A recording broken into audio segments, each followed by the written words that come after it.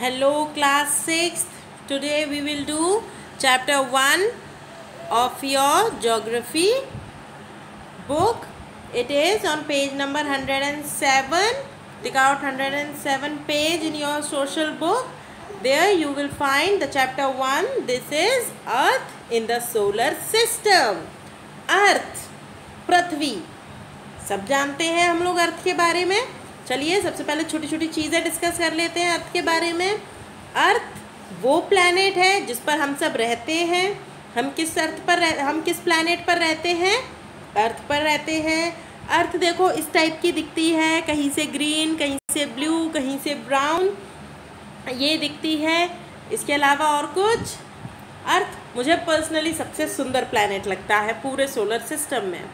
अब solar system क्या है, कैसे ये सोलर सिस्टम का पार्ट है, राइट. सोलर सिस्टम में और कौन कौन है, इस सब के बारे में हम पढ़ेंगे. Earth in the solar system. So universe, सबसे पहले हम किसके बारे में पढ़ेंगे? यूनिवर्स यानी ब्रह्मांड के बारे में पढ़ेंगे. ब्रह्मांड है क्या? ठीक है. हमारी अर्थ कहाँ है? चलो हम लोग तो अर्थ पर हैं, पर अर्थ कहाँ पर है? तो अर्थ कहाँ पर है? यूनिवर्स में है. तो चलिए देखते हैं कि यूनिवर्स है क्या. The sun, the moon and the stars that we see in the sky are called celestial bodies. तो ये सारी हमारी कैसी बॉडीज हैं? सेलेस्टियल बॉडीज हैं. ओके, कौन कौन सी हैं? Sun, moon and the stars. They are part of the universe. The universe is a vast space which is believed to be formed with a big explosion. क्या माना जाता है कि ये एक बहुत बड़े धमाके से हुआ. ये जो यूनिवर्स है ये कहाँ से पैदा हुआ? बहुत बड़े धमाके से, एक एक्सप्लोजन से हुआ. और उस एक्सप्लोजन का नाम क्या रखा गया? Big bang theory. According to this theory the universe was formed 13.8 billion years ago. सोचो कितना साल पुराना है हमारा यूनिवर्स. 13.8 बिलियन ईयर्स पहले. When a huge burning ball of fire consisting matter such as gases, dust particles and other elements exploded with a big bang. ये माना जाता है कि ये उस समय की बात है जब 38 बिलियन ईयर्स पहले एक जलता हुआ आग का गोला फट गया. ठीक है, तो उससे क्या बना? यूनिवर्स.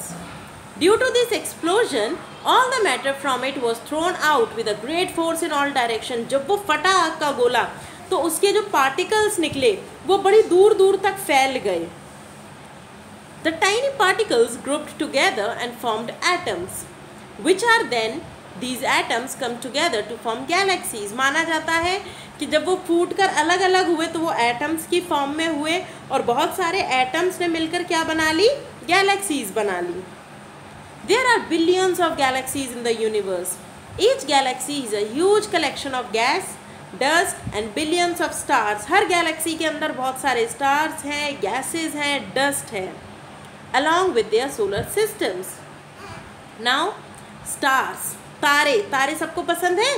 रात को टिमटिमाते हुए देखते हो? देखना, अगर नहीं देखते हो तो अब देखना. तारे कितने सुंदर लगते हैं ना, कितने सारे होते हैं, पूरे आसमान में फैले होते हैं रात को. So now we will talk about stars. Celestial bodies which are made up of hot gases and which produce their own heat and light are called stars. तो ऐसी celestial bodies जो अपनी heat और light खुद produce करते हैं उनको हम क्या बोलते हैं? स्टार बोलते हैं. The sun that we see in the sky is one among the billions of stars in the galaxy called the Milky Way. तो हम किस में रहते हैं? हम रहते हैं मिल्की वे में. हमारी जो गैलेक्सी का नाम है वो है मिल्की वे. और इस मिल्की वे में एक सबसे बड़ा स्टार है. सोच सकते हो उसका नाम क्या है? उसका नाम है सन. यस, आप बोलोगे मैम सन, सन स्टार है क्या? Yes, of course, sun is a star. The stars we see from earth during the night are the other stars of the Milky Way. तो सबसे बड़ा स्टार हो गया सन, और जो छोटे छोटे तारे हमें नज़र आते हैं वो भी हमारे मिल्की वे के ही हैं, यानी हमारी गैलेक्सी के ही हैं. They appear so small because they are very far away from Earth. They are the main source of heat and light for the planets. So जो planets हैं उनको heat और light कहाँ से मिलती है? स्टार से. और स्टार बहुत बड़े होते हैं साइज़ में. पर हमें वो छोटे इसलिए नज़र आते हैं क्योंकि हमारे और स्टार के बीच की दूरी बहुत ज़्यादा है, ठीक है। वो लाइट ईयर में हम मेज़र कर सकते हैं, इतनी ज़्यादा हमारी और हमारे स्टार्स के बीच की दूरी है, इसीलिए वो जो बड़े बड़े स्टार्स हैं ना हमें बिल्कुल छोटे छोटे नज़र आते हैं। Now we will talk about constellations. The group of stars that appears to form a pattern in the sky is called a constellation. आपने देखा होगा कई बार आपको Z बना दिखेगा, A बना दिखेगा, B बना दिखेगा स्टार से, देखा है? नहीं देखा? आज बनाकर देखना। आज रात को आप जाना छत पर, स्टार्स देखना और देखना स्टार्स कैसे एक दूसरे के से दूर दूर हैं पर फिर भी कुछ डिज़ाइन, कुछ शेप बनाते हुए नज़र आएंगे। तो ऐसे ही स्टार्स के ग्रुप को बोलते हैं constellation. There are 88 constellations in the sky. Ursa Major, Big Dipper और Great Bear is one of them. It is called Saptarishi in India. तो ग्रेट बियर को क्या बोला जाता है? Saptarishi. There are 7 stars in this constellation which form the shape of a big spoon. देखो Ursa major को दिख रहे हैं आप? देख रहे हो? ये 7 स्टार्स है ना, काउंट करो ज़रा, काउंट करो। देखो 1 2 3 4 5 6 7। तो कितने स्टार हो गए हमारे पास? 7 स्टार्स हो गए। और 7 स्टार्स मिलके देखो कैसी बना रहे हैं, चम्मच जैसी शेप बना रहे हैं ना, स्पून जैसी दिख रही है आपको? चम्मच जैसी स्पून बन गई। Okay, now the 2 stars at the end of the constellation are called pointers. They always point towards the pole star. तो एंड के जो 2 स्टार हैं वो किधर करते हैं? पोल स्टार की तरफ इशारा करते हैं। The other famous constellations are Ursa Minor, Orion, Scorpius and Hydra. Now we will talk about our solar system. Solar system जिसमें अर्थ है, जिसमें Mercury, Venus, Earth, Mars, Jupiter, Saturn, Uranus, Neptune, ये सब हैं, ठीक है। तो सबसे पहला तो आपका आज का होमवर्क यही हो गया कि आपको इन सारे प्लैनेट्स को सीक्वेंस वाइज याद करना है, यानी कि Mercury, Venus, Earth, Mars, Jupiter, Saturn, Uranus, Neptune. आपको इसी सीक्वेंस में सारे प्लैनेट्स को लर्न करना है। तो चलिए अब हम पढ़ते हैं कि सोलर सिस्टम में प्लैनेट्स के अलावा और क्या क्या है। The Latin word sol means sun and system refers to its family. तो सोलर सिस्टम के अंदर जो सोल है, जो ये देखो सोल दिख रहा है आपको, ये जो सोल, ये जो वर्ड है सोल दिख रहा है, सोलर सिस्टम के अंदर इस सोल का मतलब होता है, सोल का मतलब होता है सन और सिस्टम का मतलब होता है फैमिली। तो मतलब सोलर सिस्टम किसके बारे में है? सन की फैमिली के बारे में है। In other words, the solar system is the family of the sun. It consist of sun, the 8 planets, satellites, asteroids, meteors and comets. Now let us study them one by one. First of all, we will study about sun. So sun is a star. और हम ये पूरी family किसकी है? ये जो solar system है हमारा, ये किसकी फैमिली है? ये सन की फैमिली है। The sun lies at the center of the solar system. तो सन कहाँ पर है? सन के सोलर सिस्टम के बिल्कुल बीच में है। देखिए अब इसमें सोलर सिस्टम नहीं दिया हुआ है, अदरवाइज मैं आपको दिखाती। ये इस तरीके से दिया हुआ है, देखिए ये आप देखेंगे ना तो ये पूरा ऐसे ऐसे करके एक सर्कल, ये ऑर्बिट्स बने हुए हैं इनके एलिप्टिकल पाथ में, और ये जो बीच में है इसके बीच में का क्या है? आपका सन है। The gravitational pull of the sun holds the other members of the solar system in place.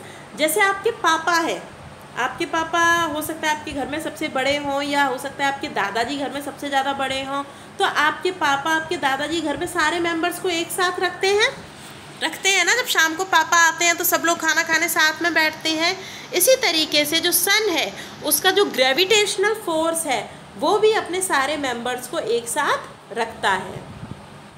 The temperature of the surface of the sun is about 6000 degree Celsius. इसको अंडरलाइन कर लीजिएगा। सोच सकते हो कितनी गर्मी होगी सूरज में, कितनी ज़्यादा गर्मी होगी। 6000 डिग्री सेल्सियस टेम्परेचर है सन का।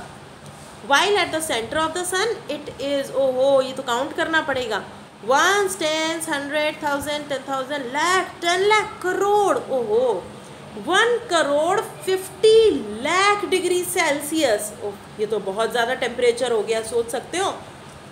Being made up of extremely hot gases, it is the source of heat and light for the planets. भले इसके अंदर इतनी गर्मी है, पर हमारे अर्थ पर जो लाइफ है वो भी सन की वजह से है। जो बाकी के प्लैनेट्स हैं वो भी क्या है, उसी की वजह से गर्म और ठंडे हैं। However, due to the distance of Earth from the Sun, that is 150 million kilometers, we do not feel the tremendous heat of the Sun. सोच सकते हो अगर इतनी दूरी नहीं होती ना, सन और अर्थ के बीच में अगर इतनी दूरी नहीं होती तो आप कब के जल चुके होते, हमारी अर्थ बिल्कुल गर्म होती, आग का गोला होती। पर ये डिस्टेंस है इतना ज़्यादा, इसीलिए हमें इतनी भयानक गर्मी महसूस नहीं होती है। We do not feel the tremendous heat of the sun.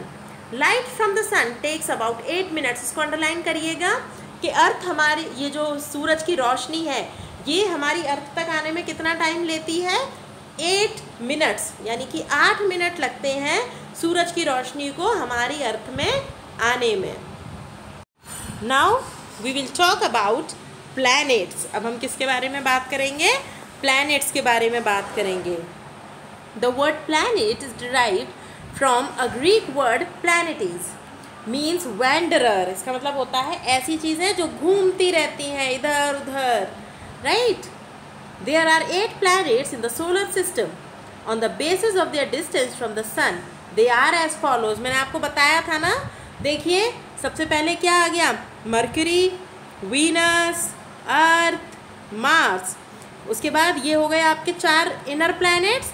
अब हम बात करेंगे बाकी के 4 आउटर प्लैनेट्स। तो 4 और 4 कितने प्लैनेट्स हो गए ना टोटल 8 प्लैनेट्स।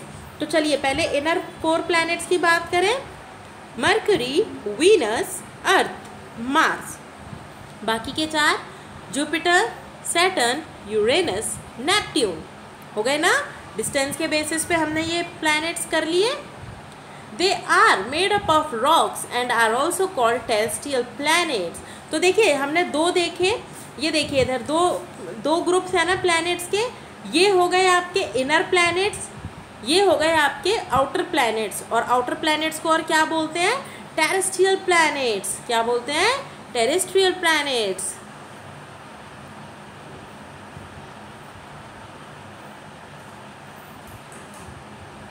इनर प्लैनेट्स को क्या बोलते हैं, टेरेस्ट्रियल प्लैनेट्स। और ये वाले हो गए आपके गैसियस जाइंट्स। क्या होंगे ये, gas Giants. The rest 4 planets, Jupiter, Saturn, Uranus, Neptune, are outer planets. They are made up of gases and are also called gas giants. Now, all these planets do not have heat and light of their own, but reflect the light of the sun. इन सारे planets की खुद की कोई light नहीं होती है, ये सन की लाइट को ही रिफ्लेक्ट करते हैं। क्या करते हैं, सन की लाइट को रिफ्लेक्ट करते हैं। They revolve around the sun in fixed elongated paths called orbits. While revolving, the planets also rotates on their axes. Planets आसपास भी घूमते हैं और अपने एक्सिस पर भी चक्कर लगा रहे होते हैं। Every planet of the solar system takes its respective time to rotate and revolve around the sun. Her planet के पास एक पर्टिकुलर टाइम होता है अपने रेवोल्यूशन और रोटेशन को कंप्लीट करने के लिए। Okay, though all planets are spherical in shape, however they have distinctive feature. देखिए ज़रा, मरकरी है आपका सबसे छोटा और सन के सबसे पास। Venus brightest and hottest star. Venus कैसा स्टार है, ब्राइटेस्ट, सबसे ज़्यादा चमकने वाला स्टार है और सबसे गर्म स्टार है, सॉरी प्लैनेट है, सॉरी वीनस सबसे ज़्यादा ब्राइट और सबसे ज़्यादा गर्म प्लैनेट है। Okay, sorry, it was not star, it was planet. Earth is a blue planet and Mars is a red planet. Jupiter is the biggest planet. Saturn, planet with the largest number of rings around it. Uranus, an ice giant. Neptune, farthest planet from the sun. तो सबसे दूर कौन सा हो गया, Neptune. Now we will talk about Earth. So Earth, we live on planet Earth. On the basis of the distance from the sun, it is the 3rd planet in the solar system. तो देखिए ज़रा ये किस position पर है, देखिए first, second, third. तो हमारी जो अर्थ है वो किस पोजीशन पर है? थर्ड पोजीशन पर है। It is spherical in shape, slightly flattened at the poles and bulging from the equator. तो हमारी अर्थ कैसी है?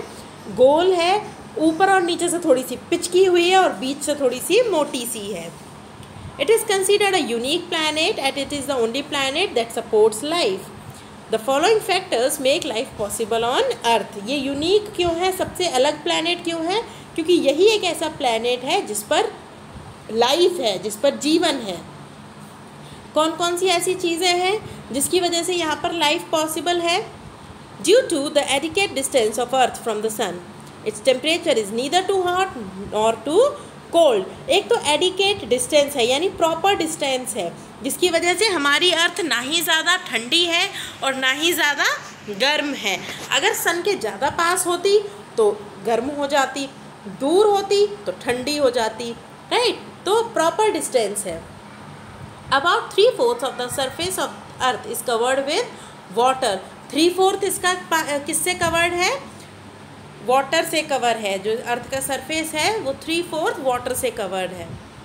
Therefore it looks blue when seen from space. That is why it is often referred to as the blue planet.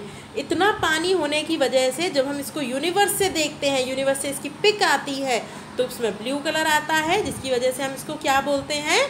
Blue planet. The thick blanket of the atmosphere provides a protection from the harmful ultraviolet rays of the sun. The atmosphere of Earth also has an adequate amount of oxygen and other gases like carbon dioxide, nitrogen and ozone, which are essential for the living organisms. तो इसमें क्या है? हमारे आसपास एक atmosphere का blanket है। आपने पढ़ा है ना, atmosphere it is the blanket of air. तो हमारे आसपास ब्लैंकेट है एटमॉस्फेयर का, जिसके अंदर गैसेस हैं। उन गैसेस के मिक्सचर में हमारे पास ऑक्सीजन है जो हमारे लिए ज़रूरी है, कार्बन डाइऑक्साइड है जो पेड़ों के लिए ज़रूरी है। तो एटमॉस्फेयर है अर्थ पर, इसीलिए भी यहाँ पर जो लाइफ है उसको सपोर्ट मिलता है। Now the soil of Earth is also suitable to grow crops and support other living organisms. इसके अलावा हमारी ज़मीन, हमारी अर्थ की जो मिट्टी है, जो सॉइल है, वो फर्टाइल है, जिसकी वजह से यहाँ पर एग्रीकल्चर होता है और हम अपने खाने के लिए चीज़ों को उगा सकते हैं। Now we'll talk about satellites. The word satellite is derived from the Latin word satellis, means a companion or an attendant. Satellites are celestial objects that revolve around the planets. तो satellites क्या है? Celestial objects हैं जो कि planet के आसपास लगातार घूमते रहते हैं। Like planets, they do not have their own heat and light, but reflect the light of the sun. जैसे सैटेलाइट्स भी अपनी खुद की रोशनी नहीं एमिट करते हैं, ये भी जो सन है या बाकी जो सोर्सेज हैं उनकी लाइट्स को रिफ्लेक्ट करते हैं, जैसा कि और बाकी के प्लैनेट्स करते हैं। प्लैनेट्स की खुद की कोई लाइट नहीं होती, वो रिफ्लेक्ट करते हैं सन की लाइट को। Different planets have different number of satellites. Mercury and Venus do not have any satellite. तो देखो, मरकरी और वीनस की कोई सैटेलाइट नहीं है। अर्थ की एक सैटेलाइट है, नेचुरल सैटेलाइट है। नाम बताइए उसका। रात को क्या दिखते हैं? चंदा मामा दिखते हैं। तो क्या है अर्थ की सैटेलाइट? मून। अर्थ की एक सैटेलाइट है, नेचुरल सैटेलाइट, वो है मून।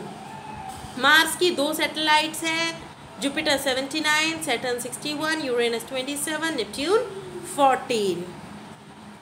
Moon earth satellite. तो अब हम किसके बारे में पढ़ेंगे? मून के बारे में पढ़ेंगे। तो मून के बारे में सब जानते हैं ना, रात को चंदा मामा दिखते हैं। तो चलिए चंदा मामा के अलावा भी उनके बारे में और कुछ जान लेते हैं। Our Earth has only one satellite, that is the moon. तो हमारी अर्थ के पास कितनी सैटेलाइट्स हैं? सिर्फ एक सैटेलाइट है और वो है moon. The diameter of the moon is 1/4 of the diameter of Earth. Its distance from the Earth is 3,84,400 kilometre. तो कितनी दूरी है? इसकी दूरी है अर्थ से, ये हमारी कितनी दूरी पर है अर्थ से? ये है 3,84,400 किलोमीटर दूर है। It is closer to Earth than the Sun. There are only mountains, plains and depressions on the moon's surface. तो जो मून का सरफेस है उसके ऊपर क्या है, पहाड़ है, प्लेन है, इसके अलावा वहाँ पर और कुछ भी नहीं है। The moon has no light of its own, moon की खुद की कोई लाइट नहीं होती है। It reflects the light of the sun. It takes about 28 days and 8 hours to revolve around Earth and the same time to rotate on its axis too। तो इसको कितना टाइम लगता है अर्थ का चक्कर लगाने के लिए? 28 days 8 hours लगते हैं। इसके अलावा इसको खुद पे घूमने में भी, खुद की एक्सिस पर रिवॉल्व करने में भी कितना टाइम लगता है? 28 days 8 hours। As a result we get to see only one side of the moon, जिसकी वजह से हमें सिर्फ मून की एक ही साइड देखने को मिलती है। Now faces of moon. Faces of moon मतलब आपने देखा होगा कि मून कभी आधा दिखता है, कभी पूरा दिखता है, कभी थोड़ा सा दिखता है, तो कभी बिल्कुल नहीं दिखता है, होता है ना ऐसा। तो देखिए ऐसा क्यों होता है। The moon appears in the sky in different shapes. These different shapes of the moon are referred to as faces of the moon। तो ये जितने भी shapes जो हमें अलग अलग मून की नज़र आती हैं, इन्हें हम बोलते हैं faces of the moon। We have already read that the moon takes 28 days and 8 hours to revolve around Earth। The shape of the moon grows during one half of this period and reduces during the other half। तो 28 दिन में से आधे दिन, 28 दिन और 8 घंटे time जो उसको लगता है, ठीक है, रिवॉल्व करने के लिए, इसके आधे दिन में इसका साइज़ जो होता है वो रिड्यूस होता है और बाकी के आधे दिन इसका साइज़ धीरे धीरे बढ़ता है। The period when the shape of the moon grows is called the waxing period. तो देखिए जैसा जो पीरियड, इसकी जो शेप है वो ग्रो होती है। देखो जैसे कि अगर हम यहाँ से जाएंगे, देखो यहाँ से जाएंगे अगर हम, ये देखो छोटा है, फिर बड़ा हुआ, फिर बड़ा हुआ, फिर बड़ा हुआ और ये पूरा दिखने लग गया। तो ये है वैक्सिंग पीरियड, यानी कि जब कम से ज़्यादा हो रहा है। देखो कम से ज़्यादा हो रहा है ना, बिल्कुल इसका जो मून का शेप है वो ग्रो कर रहा है। देखो यहाँ से ग्रो कर रहा है, तो ये क्या हो गया आपका? वैक्सिंग पीरियड हो गया। The period in which the shape of the moon reduces. और देखो ये सबसे बड़ा पूरा का पूरा दिख रहा है, फिर थोड़ा सा कम हुआ, फिर और कम हुआ, फिर और कम, और देखो धीरे धीरे इसकी जो ग्रोथ है वो कम होती जा रही है ना। देखो ज़रा ये कम होता जा रहा है ना, शेप इसकी कम होती जा रही है। तो इसको हम क्या बोलेंगे? Waning period. क्या बोलेंगे इसे? Waning period. तो बढ़ता है साइज तो बोलते हैं वैक्सिंग पीरियड, और कम होता है तो बोलते हैं waning period. When the side of the moon facing Earth does not receive light, we cannot see the moon। This is known as the new moon और अमावस्या। अमावस्या होता है जब हमें पूरा आसमान में अंधेरा छाया रहता है और बिल्कुल चांद की रोशनी नहीं होती है, तो उसको बोलते हैं अमावस्या। That is new moon. क्या बोलते हैं उसको? New moon. When the moon looks like a full disk, it is known as a full moon of पूर्णिमा। पूर्णिमा की रात होती है, बहुत चमकदार होती है पूर्णिमा की रात, क्योंकि पूरा का पूरा डिस्क जैसा, जैसे डिस्क होती है ना, डिस्क जैसा मून हमें देखने को मिलता है। तो अब देखते हैं कि एनवायरनमेंट, उसमें यूनिवर्स में और क्या क्या देखने को मिलता है। यूनिवर्स में हमें एस्टेरॉइड्स भी देखने को मिलते हैं। Asteroids are broken pieces of probably an exploded planet which revolve round the sun in its own orbits. Their orbits lie between the orbit of Mars and Jupiter. These asteroids vary in sizes। तो ये भी माना जाता है कि जब वो विस्फोट हुआ था, जो एक्सप्लोजन हुआ था, जो बिग बैंग थ्योरी में हमने पढ़ा था, कि उस टाइम पे कुछ टुकड़े एस्टेरॉइड बन गए थे और जो वो भी चक्कर लगाने लग गए थे सन के आसपास। जो वो फूटे थे, जब वो टुकड़े थे, वो टुकड़े भी सन के आसपास चक्कर लगाने लग गए और उन्हें हमने नाम दिया एस्टेरॉइड्स। और एस्टेरॉइड्स मिलते हैं मार्स और जुपिटर के बीच में। These asteroids vary in sizes. Ceres is the largest asteroid with a diameter of about 700 kilometers. Now meteors. Meteors are small pieces of rocks that revolve around the sun। तो ये rocks के छोटे छोटे टुकड़े हैं जो कि सन के आसपास चक्कर लगाते हैं। Sometimes these rocks enter Earth's atmosphere with great speeds, but due to the friction with air, they usually get burned before reaching the surface of the Earth and appear to us as shooting stars। Shooting star मतलब टूटते तारे हमें ये नज़र आते हैं। टूटते तारे इसलिए ये हमें नज़र आते हैं क्योंकि कभी कभी इनकी जो स्पीड होती है ये घूमते फिरते पूरी स्पीड के संग हमारे अर्थ में एंटर होते हैं, पर अर्थ के एटमॉस्फेयर में एंटर करते ही इनमें आग लग जाती है और ये पूरी तरीके से ख़त्म हो जाते हैं। और जब ये आग लगकर जल रहे होते हैं ना, आसमान में जल रहे होते हैं, तो ये हमें शूटिंग स्टार यानी टूटते तारे की तरह नज़र आते हैं। However, when a meteor reaches Earth without being completely burnt, it creates a large hollow in the ground called a crater. और जब ये पूरी तरीके से नहीं जल पाते हैं तो ये अर्थ के सरफेस से टकराते हैं और एक बड़ा सा गड्ढा बना देते हैं और उस गड्ढे को हम बोलते हैं crater. The chunks that fall on the surface of Earth are known as meteoroids. और छोटे छोटे टुकड़े जो मीटियोर के आ जाते हैं उनको हम बोलते हैं meteoroids. Now comets. Comets are masses of ice, dust and gases that revolve around the sun. When a comet comes close to the sun, it gets heated up and turns into gas. होता क्या है कि जब ये सन के contact में आते हैं, ये डस्ट के पार्टिकल होते हैं और सन के कांटेक्ट में आते ही ये जल जाते हैं। It appears like a bright star with a long tail. और ये देखने में ऐसे लगते हैं जैसे एक स्टार है और उसकी एक लंबी सी पूंछ है, क्योंकि ये जलते हुए चले आते हैं ना, तो इसलिए लगता है कि स्टार ऐसे आगे आगे चल रहा है और पीछे पीछे उसकी पूंछ चल रही है। This tail may extend to over millions of kilometers. Halley's comet is the most famous comet. सबसे famous comet कौन सा है? Halley's comet. It appears after every 76 years. It will next be seen in the year 2061. तो बिल्कुल मैं तो कोशिश करूँगी कि मैं इतना जीऊँ कि मुझे ये हेलीज कॉमेट दोबारा देखने को मिले। कोशिश आप भी करिएगा, हेल्दी रहिए, अच्छे से खाइए, कोरोना से बच के रहिए, तभी तो आप इस हेलीज कॉमेट को देख पाएंगे 2061 में। तो चलिए, we have completed with this chapter now. You have to do these key terms in your notebook as well as this flow chart. ये flow chart आपको दिख रहा है, ये भी आपको अपनी नोटबुक में ड्रॉ करना है। ओके, एक्सरसाइजेज आपको खुद फिल करनी है, क्वेश्चन आंसर्स आपको मिल जाएंगे, आपको उनको नोटबुक में करना है अच्छी हैंड राइटिंग में, और उसको स्कूल को में नोटबुक को डिपॉजिट करना है चेकिंग के लिए। Okay, till then bye.